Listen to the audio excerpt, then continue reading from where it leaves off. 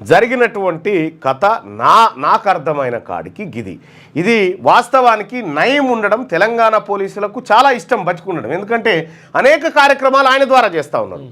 Encounter స్పెషలిస్ట్గా ఉన్నటువంటి police అధికారి నిత్యం కలిసేటోడట నయంను.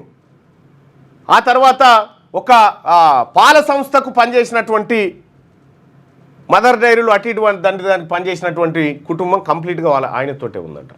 ఇట్లా అనేకమైనటువంటి సెటిల్మెంట్లు భూదందాలు నయంను అడ్డం పెట్టుకొని నల్గొండలో ఉన్నటువంటి ఒక వర్గం చేసింది అనేది స్పష్టంగా అర్థమవుతా ఉంది. సరే, నయం రాష్ట్ర వ్యాప్తంగా చేసిన అరాచకాల మీద నయం శరీరాన్ని ఎవరు ఎట్లా వాడుకున్నారు అనేది సపరేట్ ఎపిసోడ్లో చూద్దాం. కానీ నయం ఎన్కౌంటర్కి సంబంధించినటువంటి అంశాలు ఇవే.